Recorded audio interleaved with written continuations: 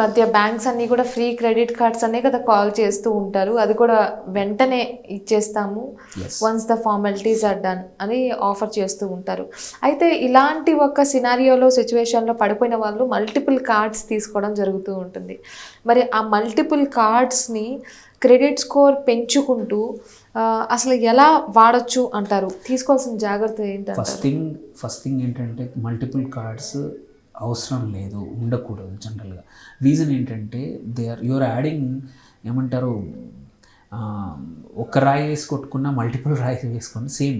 Because your credit card should be used as a tool, ఏమన్నా అవసరానికి వాడుకొని మళ్ళీ నెక్స్ట్ మంత్ శాలరీలో ఆర్ మన సేవింగ్స్ నుంచి తప్ప, వెరీ రేర్లీ ఎమర్జెన్సీ వస్తే తప్ప credit card should be that only. It's a tool to నువ్వు అవసరానికి ఇమీడియట్గా కట్టడానికి కూడా ఈజీ అవుతుంది. లాట్ ఆఫ్ క్రెడిట్ కార్డ్స్ ఫోన్లో ఈజీగా స్టోర్ అవుతాయి, పేమెంట్ ఈజీ అవుతుంది, అండ్ ఇట్స్ ఈజియర్ కాబట్టి మనం కడుతున్నాం. ఆ యాక్సెస్ కోసం తప్ప మల్టిపుల్ కార్డ్స్ అయినంత వరకు అవాయిడ్ చేయాలి. అండ్ ఉంచుకున్న you should always make a note, మన క్రెడిట్ కార్డ్ స్టేట్మెంట్ ఎప్పుడు జనరేట్ అవుతుంది, ఎప్పుడు లాస్ట్ డేట్ ఉంటుంది, and which come with which interest rate. ఈ నోట్ ఒకటి ఎక్కడైనా మంచి జాగ్రత్తగా నోట్ చేసి ఫోన్లోనో ఎక్కడైనా పెట్టుకొని never skip a credit card payment. ఇంకా వేరే స్కిప్ చేసినా కరెంట్ బిల్ ఒక రోజు లేట్ అయితే వాడు వస్తాడేమో, ఫ్యూ డేస్లో వస్తాడు, you will not have that much fine. Same amount credit card bills అయిందనుకోండి, it will have longer term effect on your credit history. Charges ఎక్కువ అవుతాయి, ఇంట్రెస్ట్ రేట్ పెరుగుతుంది. అండ్ ఒక్కరోజు డిలే చేసిన ఆల్ 50 days ఇంట్రెస్ట్ పడుతుంది. Let's say మనము ఇవాళ కట్టాల్సిన 20,000 క్రెడిట్ కార్డ్ బిల్ కట్టలేదు అనుకోండి, ఒక్కరోజు లేట్ అయినా ఆ 20,000కి ఈ 40 రోజుల 50 రోజుల క్రితం కొన్నప్పటిది ఆ రోజు నుంచి ఇంట్రెస్ట్ పడుతుంది. So 20,000 bill become 24,000-25,000.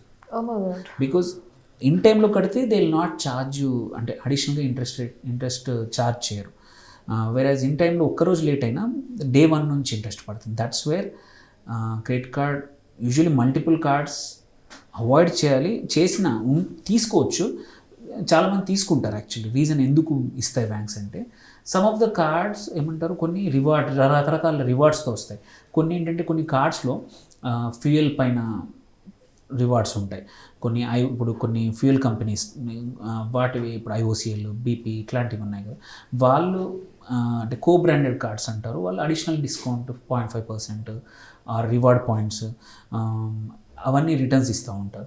అండ్ కొన్ని cards comes with branding like Amazon, ఇట్లాంటి ఫ్లిప్కార్ట్ లాంటి వెబ్సైట్స్, వాళ్ళ దగ్గర కొన్నప్పుడు అడిషనల్గా పాయింట్స్ ఇవ్వడము.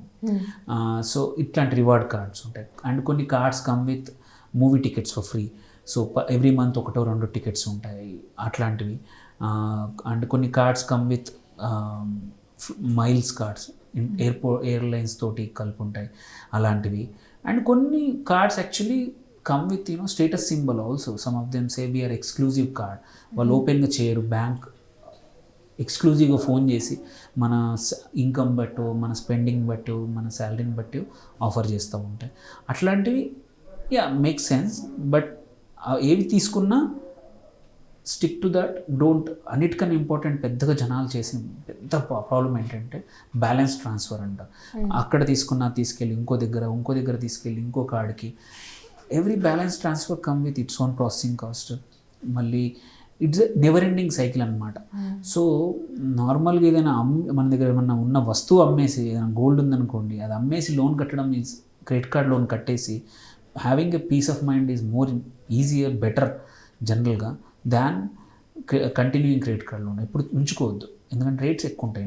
అంత ఎక్కువ ఇంట్రెస్ట్, నువ్వు గోల్డ్ ఉందనుకోండి, ఇంట్లో గోల్డ్ పెట్టి ఖాళీగా ఉండే కన్నా నువ్వు ఎక్కడ గోల్డ్ లోన్ తాకట్టు పెట్టినా నీకు 8-9%, 10-11%, 12%లో వాడు ఛార్జ్ చేస్తాడు. ఆ అమౌంట్ తీసుకెళ్ళి 36-37% ఛార్జ్ చేసే క్రెడిట్ కార్డ్ కట్టేసి క్రెడిట్ కార్డ్ తక్కువ చేసుకుంటే నీ గోల్డ్ ఇంట్రెస్ట్ రేట్ ఎక్కువ పెరగదు.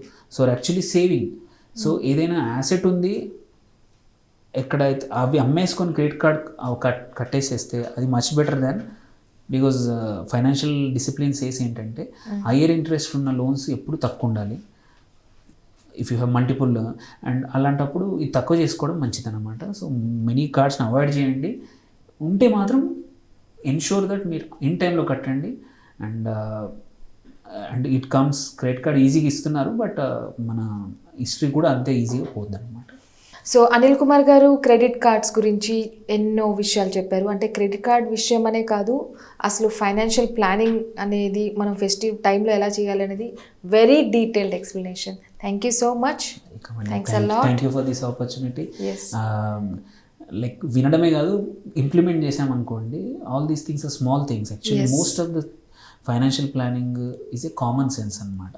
So if you listen and just do small changes, huge differences కనబడతాయి మన ఫైనాన్సెస్లో, లైఫ్లో. ఎస్ అండి.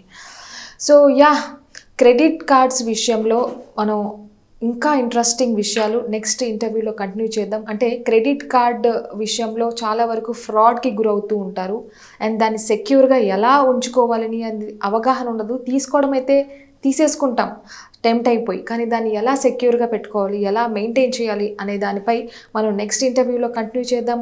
Until then keep watching RTV business. This is lucky signing off now. Bye. మరిన్ని వీడియోస్ కోసం ఛానల్ ని సబ్స్క్రైబ్ చేయండి, లేటెస్ట్ అప్డేట్స్ కోసం వాట్సాప్ ఛానల్ ని ఫాలో చేయండి, అండ్ లింక్ డిస్క్రిప్షన్ లో ఉంది.